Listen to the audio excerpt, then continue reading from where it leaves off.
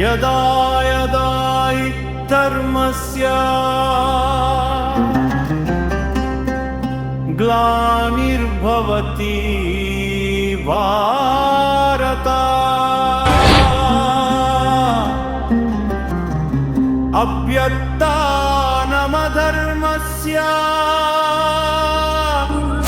ತದಾತ್ಮಾನಂ ಸೃಜಾಮಯ್ಯ.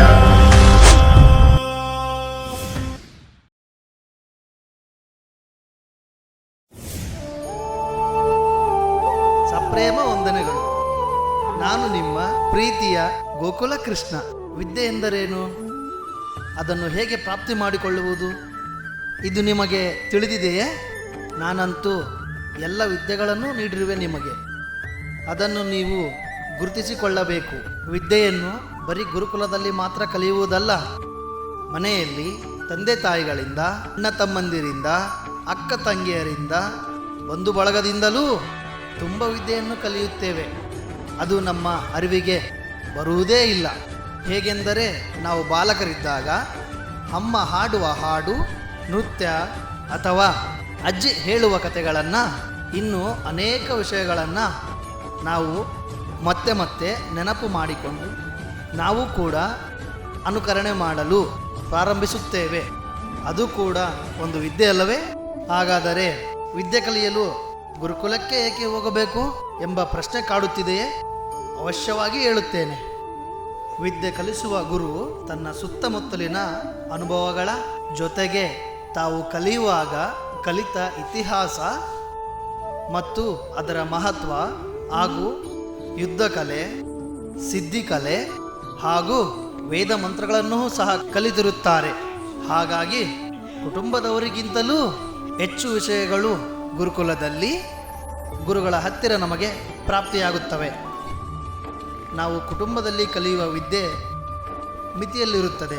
ಅಂದರೆ ಒಂದು ಮಗು ಹೆಚ್ಚು ನೃತ್ಯಾಭ್ಯಾಸ ಮಾಡುತ್ತಿದ್ದರೆ ಅದಕ್ಕೆ ಕಾಲು ನೋಯುತ್ತಿದೆ ಎಂದು ಪೋಷಕರು ತಡೆಯುತ್ತಾರೆ ಅಲ್ಲವೇ? ಅದು ಪೋಷಕರ ಪ್ರೀತಿ ಮತ್ತು ಕಾಳಜಿಯ ಮಿತಿಯಾಗಿರುತ್ತದೆ. ವಿದ್ಯೆಯನ್ನು ಮಿತಿಗಳನ್ನು ಮೀರಿ ಯುಕ್ತಿಯಿಂದಲೂ ಕಲಿಯಬಹುದು ಅಲ್ಲವೇ? ಅದು ಹೇಗೆ ಅಂತೀರಾ? ಬನ್ನಿ ಹಾಗಾದರೆ ಇಂದಿನ ಈ ಅಧ್ಯಾಯವನ್ನು ಕೊನೆಯವರೆಗೂ ನೋಡೋಣ.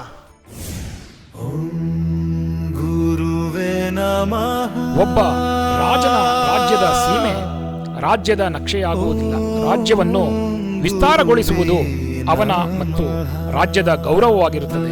ಇದನ್ನು ಪೂರ್ತಿ ಅರ್ಥ ಮಾಡಿಕೊಳ್ಳುವುದು ಪ್ರತಿಯೊಬ್ಬ ರಾಜಪುತ್ರನ ಕರ್ತವ್ಯವಾಗಿರುತ್ತದೆ. ನಿಮಗೆಲ್ಲ ಒಂದು ಪ್ರಶ್ನೆ.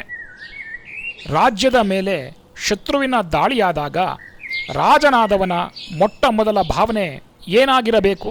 ಅಶ್ವತ್ಥಾಮ, ನೀನು ಹೇಳು. ಶತ್ರು ನಿರ್ಬಲನಾಗಿದ್ದರೆ ಅವನನ್ನು ಸೋಲಿಸುವುದೇ ಯೋಗ್ಯ. ಒಂದು ವೇಳೆ ಬಲಶಾಲಿಯಾಗಿದ್ದರೆ ಅವನೊಂದಿಗೆ ಸಂಧಾನ ಮಾಡಿಕೊಳ್ಳುವುದೇ ಯೋಗ್ಯ. ಭೀಮಾ, ನೀನು ಹೇಳು.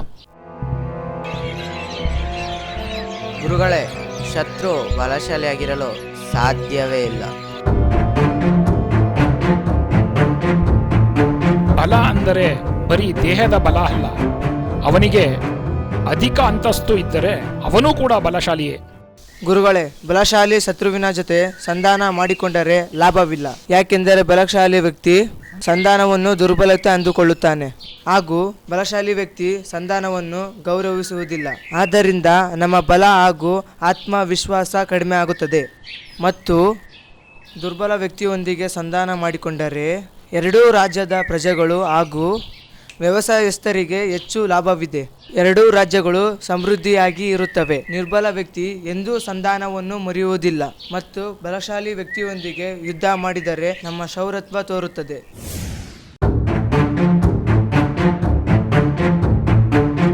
ಗುರುಗಳೇ, ದುರ್ಬಲನಿರಲಿ ಅಥವಾ ಬಲಶಾಲಿಯೇ ಆಗಿರಲಿ, ಶತ್ರುನೇ.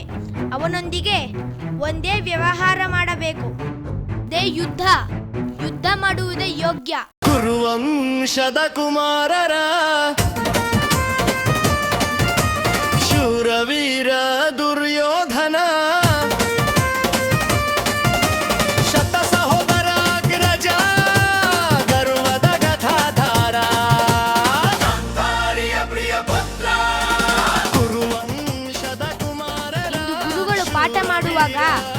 ಭೀಮನನ್ನು ಎಕ್ಕರಿಸಿ ನೋಡುತ್ತಿದ್ದ.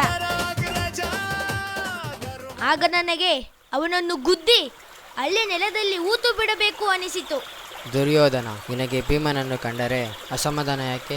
ಅವನು ನಿಮ್ಮ ಸಹೋದರನಲ್ಲವೇ? ಸಹೋದರನೇ ಆಗಬೇಕು, ಆದರೆ ಹಸ್ತಿನಾಪುರದ ಮುಂದಿನ ರಾಜನಾಗವ ನಮ್ಮ ಸಹೋದರ ದುರ್ಯೋಧನನ ಮೇಲೆ ಹಗೆ ಸಾಧಿಸುತ್ತಿರುತ್ತಾನೆ. ಹಾಗಾಗಿ ಇವರಿಗೆ ಅಸಮಾಧಾನ. ರಾಜಕುಮಾರನನ್ನು ಗೌರವಿಸಬೇಕಲ್ಲವೇ? ಅಷ್ಟು ವಿಷಯ ಅವನಿಗೆ ಗೊತ್ತಿಲ್ಲವೇ? ತಪ್ಪು. ಅಲ್ಲಿ ಒಂದು ವಿಷಯವಿದೆ. ಸಹೋದರ ಯುಧಿಷ್ಠಿರ ಎಲ್ಲರಿಗಿಂತ ದೊಡ್ಡವನು. ಅವನನ್ನು ಮುಂದಿನ ರಾಜನನ್ನಾಗಿ ಮಾಡಬೇಕೆಂಬುದೇ ಆ ಪಾಂಡವರ ಆಶಯ. ಓಹೋ, ಹೀಗಿದೆ ಸಮಾಚಾರ. ನೀನೇನು ಚಿಂತಿಸಬೇಡ ಗೆಳೆಯ, ನಾನಿದ್ದೇನೆ. ನೀನೇ ಮುಂದಿನ ರಾಜಕುಮಾರ, ಇದು ನಿಶ್ಚಿತ. ಗುರುಪುತ್ರ ಅಶ್ವತ್ಥಾಮ, ನಿನ್ನ ಈ ಮಾತು ಕೇಳಬೇಕೆಂದುತ್ತಿದ್ದೆ. ಇನ್ನು ಮುಂದೆ ನೀನು ನನ್ನ ಆಪ್ತ ಗೆಳೆಯ. ಈ ನಿನ್ನ ಸ್ನೇಹಕ್ಕಾಗಿ ನಾನು ರಾಜನಾದ ಮೇಲೆ ನನ್ನ ಹಸ್ತಿನಪುರಕ್ಕೆ ನೀನೇ ಸೇನಾಧಿಪತಿ.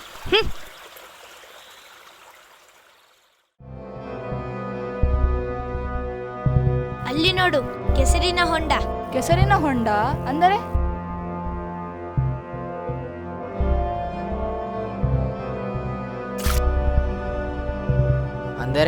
ಅಂದರೆ ಅದರಲ್ಲಿ ಯಾರಾದರೂ ಬಿದ್ದರೆ ಮೇಲೆ ಬರಲು ಅಸಾಧ್ಯ.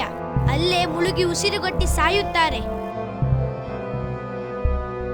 ನಮ್ಮ ಶತ್ರು ಭೀಮನಿಗೆ ನಿದ್ರಿಸಲು ಅದು ಒಳ್ಳೆಯ ಸ್ಥಳವಲ್ಲವೇ?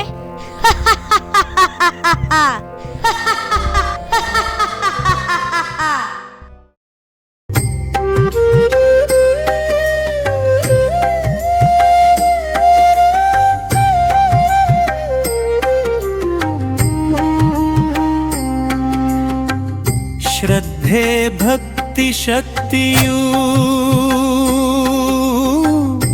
ಉತ್ತಮ ಪಾರ್ಥನ ವಿದ್ಯೆಯೂ ಮಧ್ಯಮ ಪಾಂಡವ ಅರ್ಜುನ ಕುಂತಿಯ ಪ್ರೀತಿಯ ಪುತ್ರನು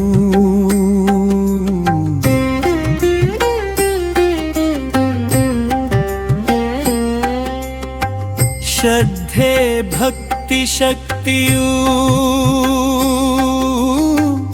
ಉತ್ತಮ ಪಾರ್ಥನ ವಿದ್ಯೆಯೂ ಮಧ್ಯಮ ಪಾಂಡವ ಅರ್ಜುನ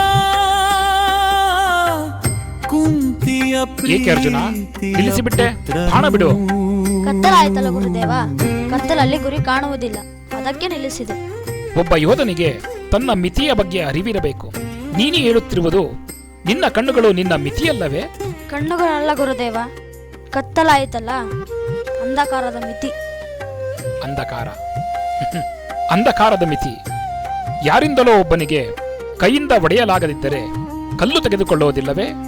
ಇಲ್ಲಿ ಮಿತಿಯವನ ಕಣ್ಣೇ ಇಲ್ಲ ಕೈಯೇ? ಉತ್ತಮ ಪಾರ್ಥನ ವಿದ್ಯೆಯೂ ಮಧ್ಯಮ ಪಾಂಡವ ಅರ್ಜುನ ಕುಂತಿಯ ಪ್ರೀತಿಯ ಪುತ್ರನು